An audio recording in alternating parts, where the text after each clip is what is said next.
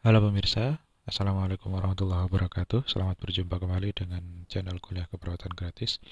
Pada kesempatan kali ini kita akan membahas tentang trauma dada, yaitu pneumotoraks dan hemotoraks.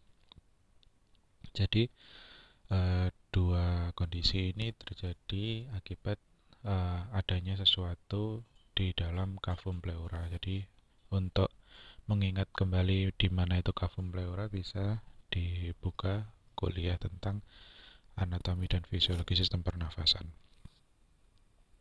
Ya, jadi bedanya kalau pneumotoraks, pneumo itu udara. Memang kalau paru normalnya terisi udara, cuma kalau cavum pleura normalnya tidak banyak terisi udara. Jadi pneumotoraks adalah kondisi di mana udara terperangkap dalam cavum pleura menyebabkan paru mengempis. Seperti bisa dilihat di gambar, untuk paru sebelah kirinya normal, paru sebelah kanannya tampak warna kehitaman yang menandakan adanya penumpukan udara.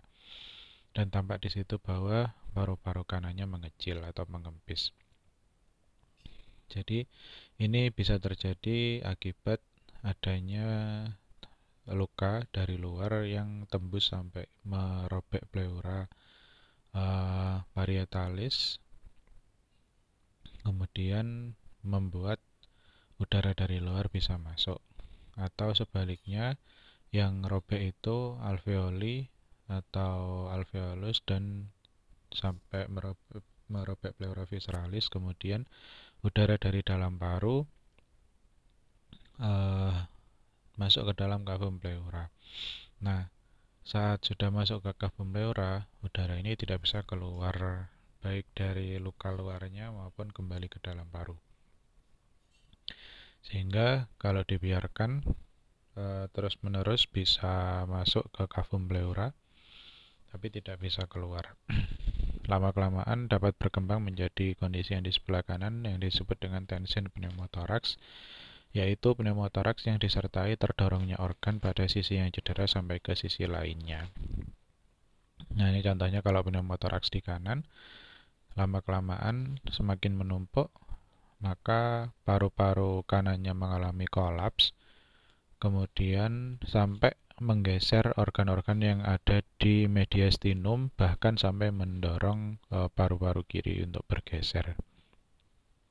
Nah, kemudian kita lanjutkan ke yang kedua, yaitu hemotoraks. Kalau hemotoraks ini, kalau pneumo tadi udara, kalau hemo itu darah.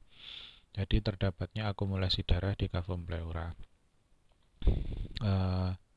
Ilustrasinya seperti di gambar. Sedangkan kalau terdapat akumulasi darah dan udara di cavum pleura, maka tampak seperti gambar yang kanan. Jadi gabungan dari hemotoraks dan pneumotoraks disebut dengan hemopneumotoraks. Seperti apa tanda dan gejalanya? Kalau pneumotoraks itu tapi dengan hemotoraks sih cenderung hampir sama. Nafas pendek, batuk kering, kemudian sianosis ya.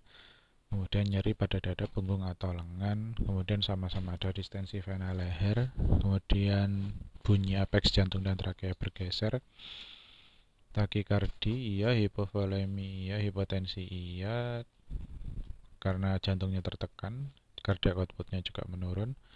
Kemudian kalau pneumotoraksnya itu terbuka, bisa muncul darah yang berbuih akibat adanya udara yang masuk, ataupun ada kemungkinan juga ada yang keluar udaranya dari pneumotoraks. Kemudian kalau ini yang membedakan dengan hemotoraks ya, kalau di perkusi akan muncul suara yang hiperresonan karena adanya penambahan udara dalam ruang yang tertutup dan jaringannya cenderung lunak ya kalau diketuk di area interkoste. Jadi muncul suara hiperresonan. Jadi resonan yang lebih nyaring ya, atau sonar yang lebih nyaring. Kemudian kalau di auskultasi terdengar bunyi klik.